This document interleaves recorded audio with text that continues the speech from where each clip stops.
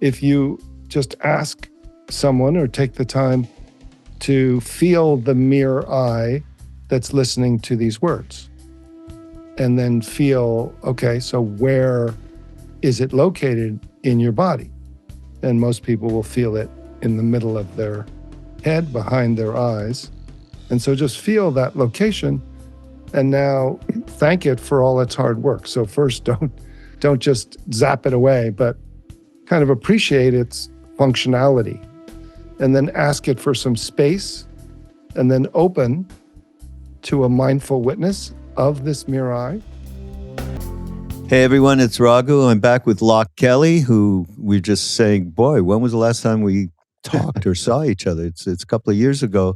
But Loch is a wonderful meditation teacher and someone who has been involved with mindfulness since before there was this mindfulness thing, you know.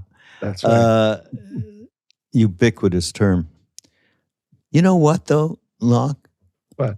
I have to say, I'm really sick of mindfulness. Wow. It's like people are out there with this, and a lot of it is, I mean, it's all good. It's all good. It's like learning, like getting involved with Hare Krishna, like when you first get on the path. And I went there because I like the food, right? That's right. Or somebody goes to do yoga for enhancing, you know, their body weight or whatever. And they hear Krishna Das and they, oh, wow, okay, that's something else. So it's all good. I'm not saying that. And that's exactly, and hi, Raghu, nice to sorry to get on this rant right away. But it's a good rant. I like the rant because in some ways it's exactly that. I use the word mindfulness almost as a stepping stone. And that's why I call it effortless mindfulness, which is kind of a weird flip, because what it does is it says you don't have to use this concentration and this focus and this, keep on this one point. That actually what you're doing is you're letting go into this awareness that's already effortlessly here, this loving awareness. So and you're aware not from your small mind, but you're aware in effortless mindfulness from your nature of mind, which is the self with a capital S, or this other dimension that all paths lead to. You know, I have this great thing that describes it. You know who Tsoknyi Rinpoche is? I do. He's one of my teachers. His father was my original teacher.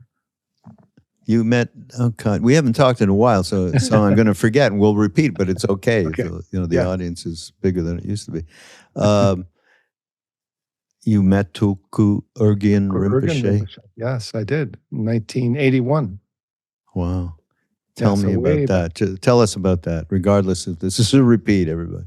So what were you going to say about Tsoknyi?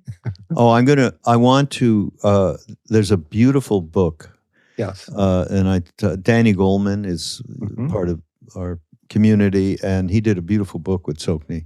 Yes. And called Why We Meditate. And there's a quote in there. I happened to be looking through it, and I thought how it relates to mindfulness and the I that we were just. But tell me, I want to hear about Tulku Urgyen. Okay.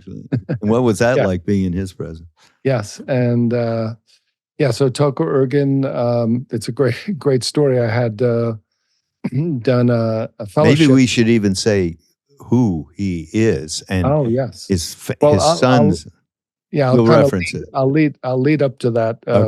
As part of the story. So I was bumbling along in graduate school, and then ended up getting a fellowship to Sri Lanka, India, and Nepal. So for 9 months, I was in Sri Lanka doing insight meditation, vipassana, and then started traveling through India. And I was fortunate enough to go up to Dharamsala, and it happened that the Dalai Lama had just returned from France, where he had given his first talk ever on Dzogchen.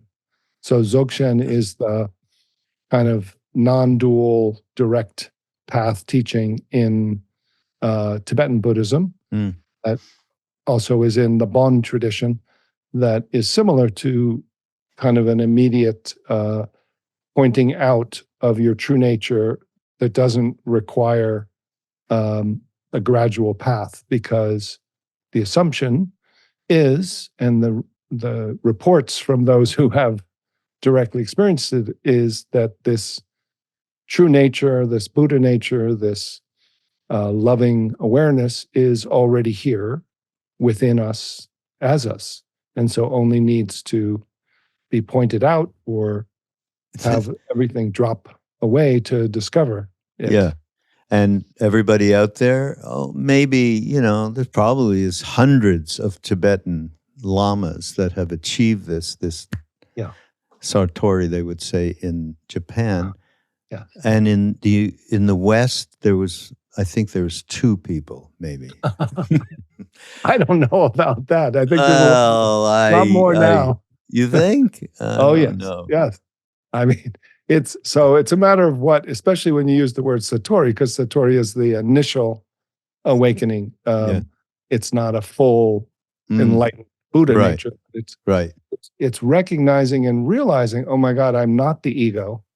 There is this other dimension of, self or no self, true nature, that I'm not only aware of on a cushion, but I'm aware as it and from it, and I can return to it. So this is possible, and this is actually what I'm involved in.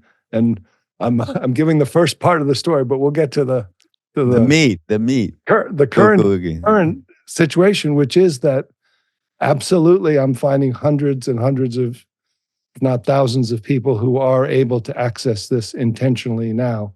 So there I was, back to the story, and rewind, and now we're back to traveling up to Dharamsala. The Dalai Lama has just returned. He's very enthusiastic because the Dzogchen tradition isn't primary in his lineage. It's more in the couple of the other lineages, but it's part of the overall Tibetan tradition. So he's very enthusiastic, where it's about 80 people are there. I'm kind of in the back. And any questions, my hand goes up. And I said, and he goes, yes, question. Who should I go study with? And he's sitting there with him. Yes, I'm sitting there with him, and he's expecting some question about it, but I'm just like, I get it. You sold me. You sold me. Where do I go learn about this? And he immediately goes, oh, well, Tulku Urgyen Rinpoche in Nepal. So I said, okay, got it. And changed my plans, got on the bus to the train to the yak to the up through the Himalayas to his small little, what's called Nagi Gompa, which is just a little house with a in front Nepal room and a bedroom. In Nepal? In Nepal, in Kathmandu. Yeah, so up to Kathmandu, and then from Kathmandu up further into the mountains. And he's up there right next to a nunnery. And about 8 students are there the first time I'm there. And so we're all sitting there listening. And he gives about a 10-minute talk, and then he gives this pointing out instruction, which he said I could share with people. But as simple as it sounds, and may not be as revelatory for those, but he basically said, send your awareness into the corner of the room and have it look back through the one who sent it and rest here. And for me, it just popped the bubble of the ego and opened my heart, basically. That's what it felt like. I felt like I dropped, not just through my ego, but dropped into my loving awareness, my heart. And I was like, oh my God, it was almost like I was seeing through the eyes of the heart. And everything just was lit up and soft. And I was kind of laughing and crying. And I was just like, oh my God, that was like, I've been sitting for 21-day retreats, and this is better. I feel better and more awake than after 21-day retreat. Yeah, that's funny, because one of the people I was in India with, when we were with Neem Karoli Baba, said recently, just in 1 second, it could be where I was after 3 weeks of Right. 20 hours a day sitting, kind of thing. So when he was with Neem Karoli Baba, right? It was a she. So there's that possibility. So what I got out of that is, it really is already here. It's not. So I didn't take it as if he was a magic man transmitting anything, and I took it as, he just pointed it out, and this happened. Is what's behind the clouds. Wow, that's so great. Did you stay much with him? I stayed a few weeks there, but I realized the story he told, which is a great story, is that he had done, he's one of the most revered, renowned, and humble of all Tibetan teachers of that era. And he had done three-year retreats. And 3-year retreats are not just sitting still and taking walks. They're like, they're chanting, they're doing visualizations. They sleep for a period of time sitting up in a box. So they don't even get up. They don't even to sleep. They don't lie down to sleep. They're just practicing so intensely for months. And at the end of it, they practice these Dzogchen direct practice techniques. So he had done 3 of these. And what he said is, when asked, why are you giving this out to just anybody who walks in the door? And he said, because at the end of the three-year retreats, I realized my uncle had given me pointing out instructions when I was 16, and it's no different. Wow. Really? Yeah, that's beautiful. I love that. Yeah. And of course, the Lama that we are talking about had then 4 sons. Yes. All of whom were teachers, one who just died, who wasn't well known or anything. Yeah. But Mingju Rinpoche and Tsokni Rinpoche and who's the other one? Choki Nyima. Yeah. Yeah. So this family is extraordinary. I mean, really extraordinary. You know what? Let me read this thing because we can. Okay, please. It's kind of really addressing what we're talking about. This is Danny talking. When Richie Davidson and I surveyed all the best research to date on meditation, out of thousands of such studies published, we discovered a remarkable gap. There were countless findings on such popular benefits of meditation as becoming more calm, more focused, relaxed, better health, and other such payoffs. But there was very little research on how pursuing meditations lessens our ego grasping, and virtually zero on selflessness, or as Tsokni called it, the mere I. That just got me right away, the mere I. Tsokni sees this as the healthiest I, where we hold our sense of self lightly. So everybody out there, this is probably the most down-to-earth explanation of no self from Buddhism that I ever heard, read, or anything. He sees this as the healthiest I, where we hold our sense of self lightly as we do every other thought or emotion. We recognize our uniqueness and whatever value there may be in, say, our social, quote-unquote, I, but see it all as a mere display, like a reflection in a mirror. We can be playful or serious as the moment calls for, because we are not limited by neediness or the need to defend some sense of ourselves. We are completely available to the needs of the other person. I just love that, Loch. I mean, it's beautiful. Yeah. And, and to say that the other side of that experience, the first side that he's describing is the no self or the mere I, that the relative sense of ego or small self is an experience. But the other, which is the radical part of the Tibetan tradition, is there where he's able to look from. It isn't just an absence or centerlessness or, no self. There's actually what's called Rigpa, which is the nature of mind or awake loving awareness that he calls essence love. that you're now, that is the new operating system instead of the mirror eye.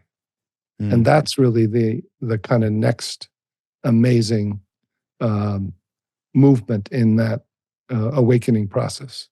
I would say, though, again, we're tussling around how easy this happens, how conceptual we can get about this, because the beauty of the Tibetan interpretation of reality is over. It can be overwhelming, and you can get lost in it pretty easily. And so Loch and I are tussling back and forth a little bit around the ease at which one can fall into Rigpa, for instance, into that state of being, just being. It's hard to put words to it that don't make it seem far away, actually. That's when I like Ram Dass's thing. You know, you look up at the sky and it's just a cloudy day, and then, you know, your emotions are running one way or the other. Your mind is doing backflips with concern, fear, whatever we do on a day-to-day basis. Dark thoughts are those clouds. And then suddenly they open up. And everyone can relate. Wow, it's just this blue sky. It just happened to me today, because the sky where I am just turned completely blue, and a hawk flew in a circle around me. And it was just pristine. And it was the moment, what Ram Dass is so well known for, be here now, in that moment. And that's basically the awakening here. And I guess the sustaining of such an awakening is a large part of, it takes a little bit more discerning wisdom about how to approach that, I believe. Yes. Which leads me, I'm sorry, you know, you'll have to, it leads me to think about psychedelics, which I know you know we were going to talk about a little bit, but it's a similar. Can I come back 1 second though, just to say? Come. So just to say that, but at first, you know, like to say that, it may not be that easy to recognize Rigpa, and then you described recognizing Rigpa and because of the sky and the hawk. Yeah. So there it is. And then sustaining is a couple steps later. The first is recognizing and realizing, which means recognizing the sky that is in you and realizing that it's not just an experience, but that it's your kind of the sky-like mind. And then you lose it, and no big surprise, you learn to return. So that's the process that I teach. It's called small glimpses many times, which is a Tulku Urgyen style of practice, rather than long sitting, or that you just have those moments, and each little moment is a return, and then you just learn how to return, and you then eventually it becomes the new normal. It takes a while. I consider it a kind of a developmental stage, but once you familiarize, because the word meditation in Tibetan it's familiarize. So if you have some familiarizing, and that's your method, you can familiarize, as you just described, not just on the meditation cushion, but in the middle of the day. And then you feel it, the beingness of it. And then there's just so much beauty in that it starts to call you back. Right. Yeah, but there is a learning how to return, you know, and it's like everything in life. It requires effort. And of course, now you can talk a little bit about what you really mean about effortless, just that word, because we are in the West. Unless we make some kind of effort, nothing's going to happen. Yeah, so got to make it happen. So the effortless is not the process, it's what you discover. So in other words, what you just described, there's a cloudy sky, it effortlessly parts. You didn't part the sky, but when you didn't part the clouds, but when the clouds effortlessly part, there's a recognition of a sky that's effortlessly clear. And so the same with the kind of awareness that's effortlessly always already been here, that we're aware of, and now when we're aware from it, we don't have to concentrate or effort. We enter almost what's called a flow state, or being in the zone. So there's kind of this natural trust that thoughts and feelings and memories are part of the easy. And then you lose it and you go back and you have to make a small effort, an anupaya, they call it, right? A little upaya, little effort, anupaya, little tiny effort in order to return. And I could lead a couple of these little ones later on. Yeah, no, let's. I was thinking it'd be great to close out with a meditation. Yeah. So back to psychedelics, which is a ubiquitous term and happening in our side of things here in the West, particularly what's going on in with MAPS getting close to actually getting the government to agree to allow the dissemination of MDMA to start with, hopefully then psilocybin, to help people with PTSD and death and dying and addiction. And but so just to mention, I mean, I've been talking a little bit about it on podcasts, but we want to have, we meaning Love Serve Remember Foundation, Ram Dass's foundation, we want to have his purview, his perspective on psychedelics as part of this general conversation, not having to do with therapy, but the reality of going inside, how it allows you to go inside yourself and start to see some of the places that you, Loch, are describing in this conversation.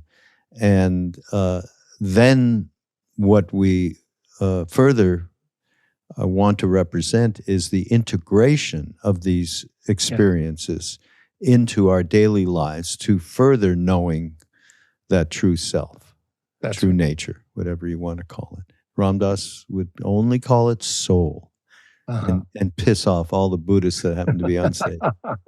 Not at all. You know, it was all old friends, Jack Cornfield and people like that. We used to have fun with it. But I know that, and to me, you know, we've had all these experiences. I mean, Ram Dass, of course, being who the OG with Leary on this, we've had plenty of information coming through there and also coming through directly from Neem Karoli Baba, who was given acid by Ram Dass more than once and said, basically, this is good for beginners, and but eventually, you know, you get to have be in the presence of Christ for a couple of hours, but then you got to come back. You know, better to feed people ultimately, something like that. But where we knew he was indicating that this was something that could, it's like pointing to, and it was important in that sense. What's your feedback on what's going on with psychedelics these days? Yeah. So, I mean, I know another quote attributed to Ram Dass is that psychedelics can be a great window, but not a great door. Yeah, something like that. There's another. He said a couple of things just like that. Yeah, I've heard a couple of different versions of that. Yeah. And that's similar to Neem Karoli Baba. It can be a good pointer or a door, particularly people who have PTSD or are really tightly wound, or have been trying to access this experience. I think we all have PTSD. We grow up into PTSD. I mean, I look back. I mean, I did a podcast with Gabor Mate. I'm going to re-release it because it's so great around the traumas that we go through as very small individuals. I mean, it's quite amazing. So that's what I was saying. I'm not even speaking to people. Yes, the people that have PTSD, for God's sake, this proven to help them. You know, absolutely. But I'm talking about you and me.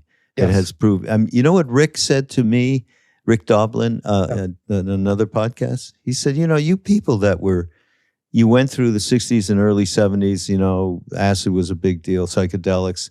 And then, of course, you got into meditation. You've been doing that for the ensuing decades. But you're getting closer to the happy hunting grounds. So it might be, you might consider doing he actually said this to me, MDMA, to give you just a refresher on the interconnectivity of all matter. And I thought, well, that's a kind of cool advice. I won't go further than that for the moment, but yeah, give us your. Yeah, so I've been involved for a while, because I'm both a meditation teacher and a psychotherapist. Trained in Columbia University and worked in the Bronx and in Brooklyn mental health, community mental health, for a long time with Axis One diagnosis people who were coming out of rehabs and psychiatric hospitals, but started working with ketamine early on. Oh, really? Yeah. Oh, you never told me that. Yeah. And then was involved with Johns Hopkins and Roland Griffiths. Oh. And so the interesting thing is that they have what's called the Pankey Richards. These are two Walter people. Pankey, yeah. Yeah, Walter Pankey. And it's called the mystical scale, but it's often called so it has these questions that they give to people after they come out of psilocybin research. And it's like 1 to 5, do you experience pure awareness? Did you experience the unity inside and out? Did you experience a sacredness? Did you experience a sense of self that was beyond the ego? And so what I did is I created a non-medicine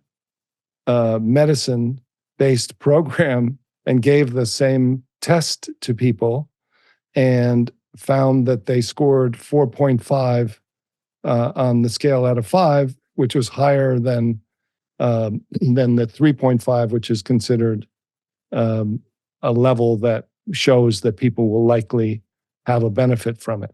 So the type of meditation, this kind of direct path access to directly accessing self, isn't just working with the contents of the mind, it's turning awareness back to pure awareness. And then as the pure awareness, recognizing it's none other than the aliveness, the love, and the connection with everything. And so those kind of pointers are learnable and teachable. And for those who do psychedelics, to get there initially, it's a great integration afterwards. What about working both of them together? That might be cool. I mean, I have done that too. I just had a retreat, and there were 80 people, and 15 of them did mushrooms during the day off in the middle. And then I just, kind of worked with both groups. And there wasn't that much difference between those who did it. Those who did it on that day off had intense experiences, but in terms of the final results, I did the same test. I called them Group A and Group B, and they ended up about the same.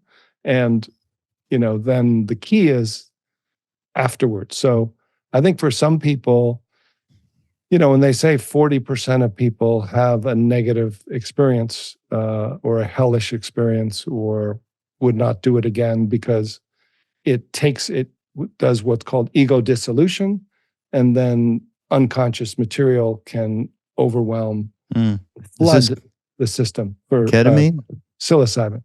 Psilocybin, yeah. That was Roland Griffiths. 40%, he said, yeah. God, you met him? Yes, yeah. I only met him just before he died in Denver at the MAPS. Yeah, quite beautiful man. Beautiful man, yeah. Yeah, I guess you know Joe Harrison too. Probably. I don't know Joe. Oh, really? Yeah. Oh. He's running the Naropa. Everybody out there, this is a plug for Naropa. They have a wonderful psychedelic curriculum, which we are going to work with them to represent Ram Dass on as well. Good. So I'll tell you, though, about the two groups, right? You said in the end, there wasn't any difference. We couldn't tell the difference between one or another. Okay, so one time when we were in the Himalayas, Ram Dass and the group of Westerners, he did, we called it, well, it was called PCP, which ketamine is pretty much the same as what PCP is. So Ram Dass did a large dose of it, and we just heard this ungodly sound coming from his room. I think I just told this story in a recent podcast. Anyhow, we all went. There was about 20 odd people staying in this Gandhi monastery up in the Himalaya. And we all went, and he was completely gone. I mean, there was no Ram Dass there. And we all grabbed a different part of his body, and we were just hanging with him, you know. It was I look back and I go, wow, that was new agey. But we did that. We were stoned, Loch, for 1 week. We didn't speak. We would get together and have our communal meals and just end up laughing. It was absolutely, talk about a shared high. I mean, so I do believe that happens quite easily, you know, in my experience, you know, over the past. But it is amazing, an amazing thing. Yeah. Yeah. So, I mean, you know, what are people looking for now? What they're looking for is that there is this other dimension, and they do taste it. They taste, you know, after what's called ego dissolution, which you were kind of describing from Sopni, called mirror eye. So even the mirror eye goes away for a little bit. And then the question is there flooding of the unconscious, or is there revealing of the sky, like you just had, of the true nature? And when that happens, people are profoundly healed, because it's what we're all looking for. Yeah.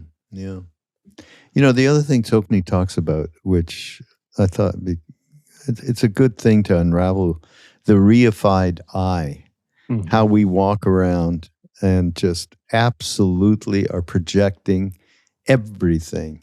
And it's one of those things, well, he says, when the mirrorness is not recognized, reification sneaks in.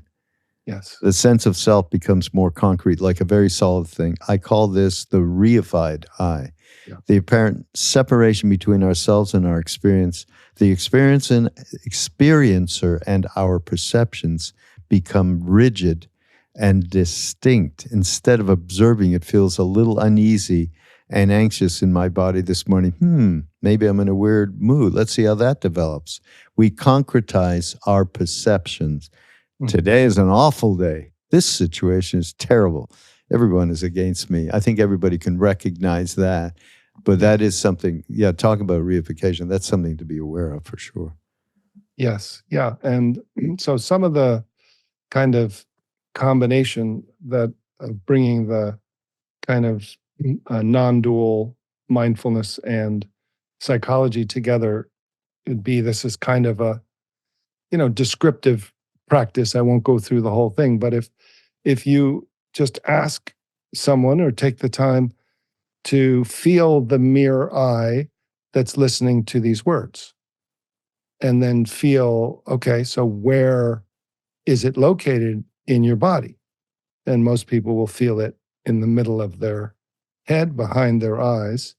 And so just feel that location, and now thank it for all its hard work. So first, don't just zap it away, but kind of appreciate its functionality, and then ask it for some space, and then open to a mindful witness of this mirror eye, and then be curious, what is aware of the mindful witness and the mirror eye?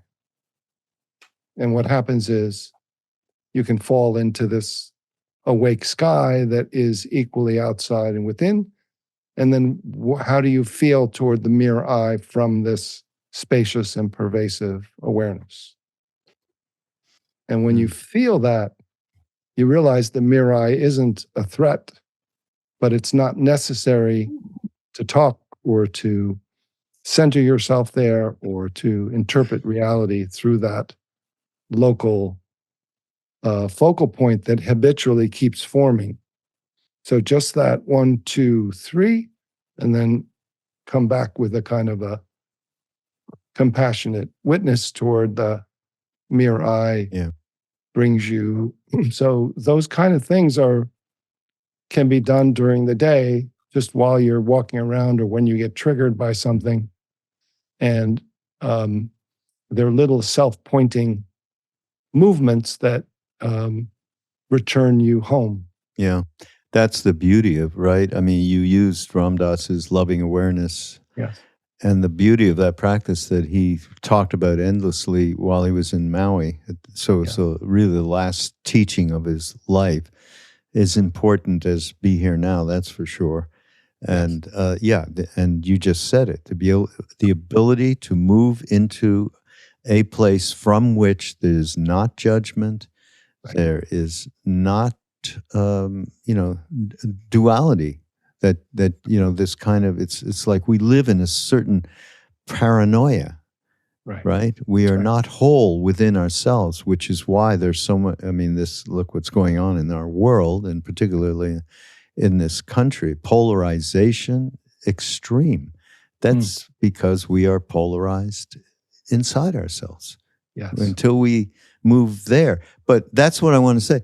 So moving from the mere eye, shall we say, into the center of your being, loving awareness, then you start to say, okay, I mean, his practice was breathe in to the center of your chest. Yeah. I am loving awareness, and then it gets just loving awareness, just is. You're not I am anything.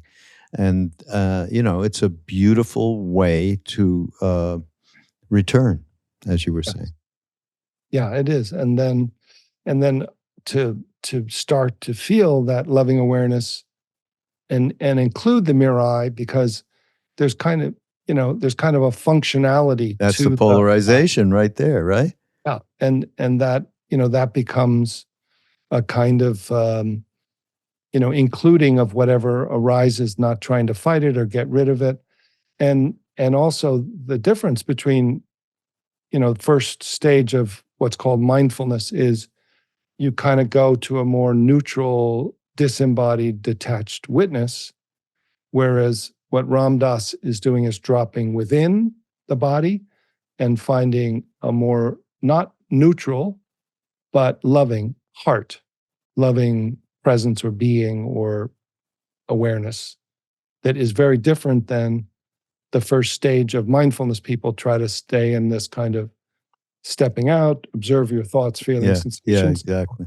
Just lift up your fork and eat, and you become it's a little robotic. And I'm so that becomes a transitional stage, that first stage of mindfulness. Or there's your stock trade at 454 that you will make in a very mindful manner, which will enhance the amount of money you make off it. I mean, remember all of that, especially years ago. I don't know much of that's happening now. But, people would get trained in this because it would bring them prosperity or bring them partners or make life more easy, whatever it is. Again, all of it is cool because something else happens. When you actually start to just slow down, mindfulness is hard unless you do some meditation. I think you got to do a little meditation to have any of that going on. And once you start to do that, other stuff happens that you have no idea. We have no idea about. That's right. But really going to that kind of next stage of embodied instead of disembodied, and instead of neutral, finding the unconditional, because it's unconditional love. It's not even like kindness. It's not, love is a business. There's no business in it. No business. It has no conditions. Yeah. It's just isness. And that's already here, and we're kind of protecting against it by being in that reified eye, which is paranoid, as you say. It's looking out through your eyes, wondering what's wrong, what's the problem. Yeah, right. The defense mechanisms. Yeah, no, it's pretty amazing. Duncan Trussell is, I think. Yeah. And this is my promotion. We did an audio book. It came out a couple of months ago, From the Movie of Me to the Movie of We. Oh, nice. And we used ourselves as examples of neurotic development, habitual patterns, identities, roles, all of that stuff. And then what you might do to transform it.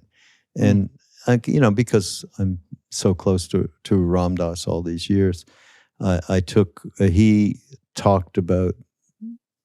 excerpt from a talk. It was all about generosity and compassion. So I'd love for you to talk about generosity and compassion, even stories from your own life that would point to it. Yeah, it's interesting that generosity and gratitude are kind of, I find, the two starting points, even more than loving kindness or intentional compassion, that when you have gratitude and then generosity, that kind of natural connection, it connects you to this feeling of what namaste means, right? That you see the other is the same as you, and you feel interconnected with everyone. So there's a kind of a giving out that isn't a rote, like, oh, I must give something to be good, like a moral generosity. You have no choice. These are no choice. You don't even think about it. You don't even think about it. It's kind of you're tuning into the feeling of that, that we're all the same. And it's a natural outflowing generosity, when it's true generosity with a capital G. And then it kind of just starts informing your life. Sokni Rinpoche talks about that true nature has three aspects: that it has an empty essence, and then a clarity, and then a compassionate expression. So the compassionate expression is the natural, from the awake clarity. It naturally expresses itself through generosity and activity of service and compassion. And so, that's, I came back from doing a year in Sri Lanka and India, and had these kind of aha initial revelations. And the thought was, oh, should I stay here and be a monk? And I thought, as I talked to people back home, no, I should go back to New York and work in the soup kitchens. And so it's just like, oh, right, okay, let's go. And so I came back and went to social work school, and worked in the set up soup kitchens and shelters. At that time in New York was quite a time of need, and but it felt like, oh, that's the practice, not sitting more in a cave. Not go to a cave or go to New York City and do service. Oh, let's go to New York City and do service. That's so that, to me, that was the feeling. That wasn't me doing it. So I was like, look at me doing, going and doing. It's like, no, that's the outpouring of natural. I'm being taken by that true feeling to, of course, this is the thing to do. Yeah, I would also say that when any kind of opening happens, whatever we want to call it, a realization, a glimpse, whatever it may be, and then you wake up enough to go, okay, what can I do to help in any way? So something comes for you. You went and helped people who needed to be fed. At the same time, you can't wait until you feel completely without ego doing. Right. You cannot wait for that, because the beauty is you actually do the thing, and you have enough mindfulness to realize your self-interested motivations. Yes. And then from that platform, can you become free? Yes. Right.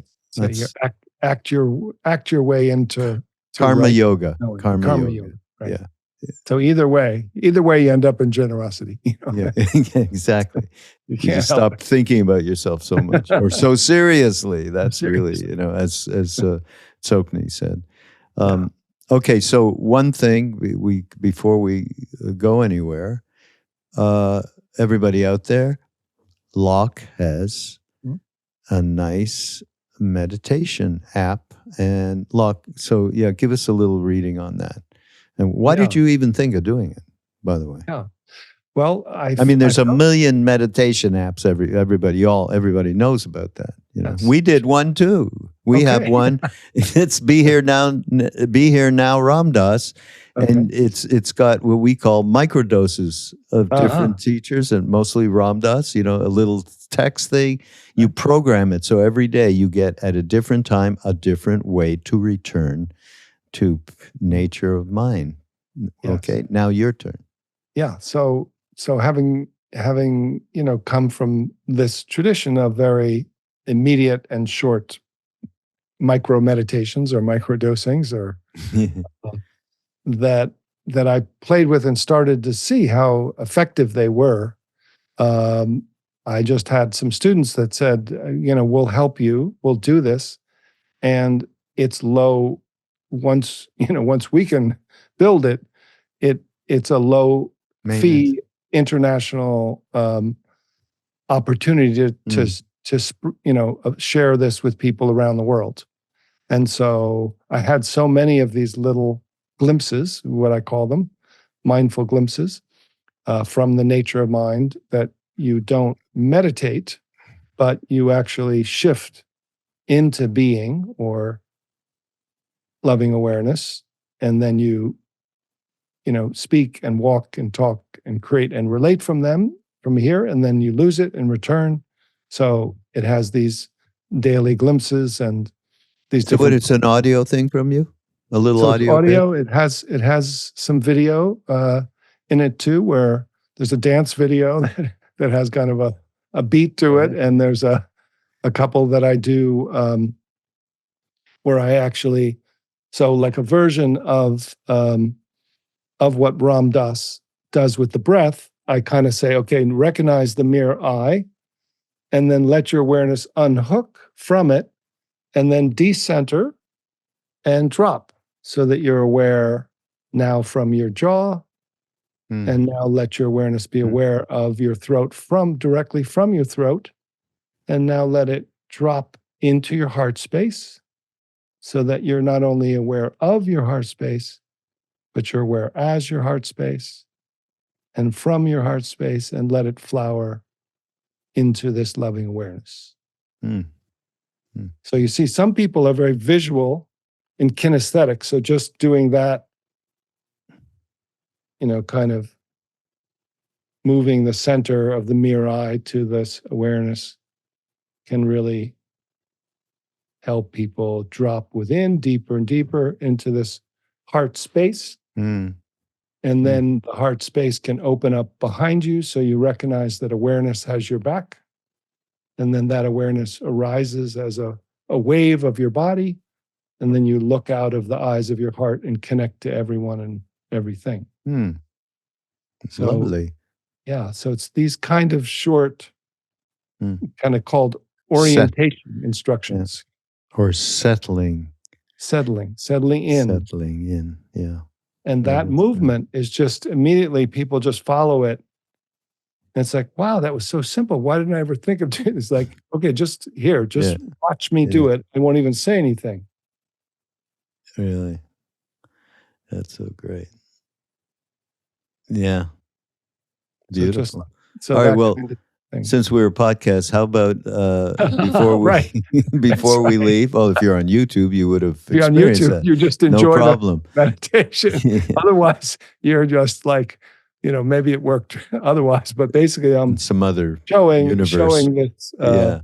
this sense movement, of movement of my hands at my head, and then dropping my hands as if a globe of awareness is dropping down to be aware of my throat from within my throat.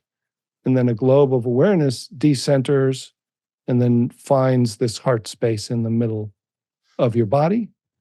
And then as if that's the center of who we are, so that you can look from here and receive here. Sometimes I say, even you can receive from the office of your head any information like Wi-Fi down to your heart mind. How about a meditation here to close us out, a couple of minute thing to settle down at any point? Yeah. in I mean, one state. in some ways, that was a good one to right. unhook. So, but I'll start with I'll end with that one in a verbal way for those who are listening. But I'll start with this little pointer. We were talking about the reified eye. When it's in the center and it takes over, it's always just scanning for danger and looking for problems. Is there a problem out there? Is there a problem in here? Is there a problem out there? So if the premise is there is this awake consciousness, and if the mirror eye can relax and drop, then it's immediately Rigpa that's aware, this awake consciousness. If you were to ask yourself this simple inquiry and just look with awareness, see what you find, what's here now when there's no problem to solve? So just understanding the words with your mind, and then let the problem solver relax. And then feel what's here, what's this that's aware when the mirror eye rests. And then what's it like to be aware of this awareness? What's it like to rest as this? And just rest. And then what's it like as this awareness? What's the relationship to movement, vibration, sensation, thought, feeling, your body, and the world?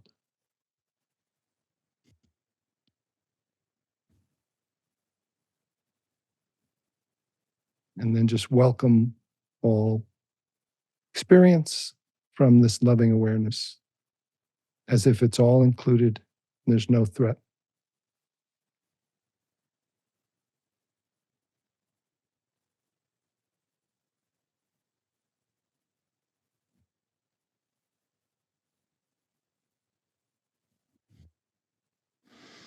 And just familiarizing yourself with this loving awareness, this being, the being that's seeing.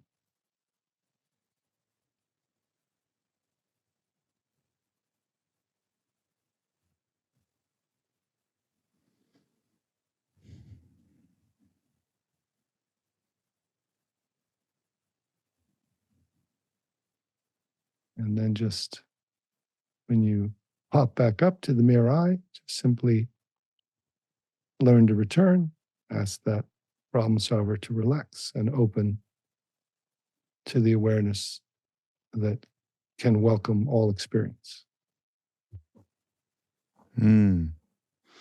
Great. So, thanks, Loch. Yeah. It's very great. Welcome. Yeah. See, so not so hard. Right? No, it's not so hard. You're right. It's not hard. Yeah. You get that mirror eye. I love that term, right? Yeah. That we all recognize so readily, that is watching out for what next thing that can go wrong. And I'm very serious about this issue and that and so on. Into just make a switcheroo with the loving awareness sphere in the middle of your deepest part of your being is it is very refreshing, everybody. Yes. And it is possible. Absolutely. I'm not denying any of it, but it takes a little bit of real want to change, Yes, that's right. A little bit of effort. Thanks for being here, Loch. Yes, such a pleasure, Raghu. We'll have to do it sooner than later. It was we can't. We got to do it sooner than later. And everybody, of course, in the show notes, you'll be linked up. You can you just go to the App Store and get, what's it called? Called Mindful Glimpses, or you can look up my name, Loch Kelly, and you'll find it.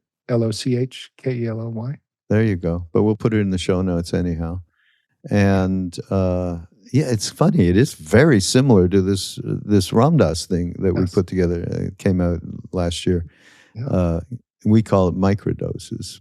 Okay. Glimpses is, very proper too. All right, everybody. We will leave you this week with this beautiful meditation. And we will see you next week with who knows who and from where. That's the beauty of these podcasts on Be Here Now Network. Go to BeHereNowNetwork.com and meet many people that both Loch and I are friendly with, shall we say. And we'll see you next time.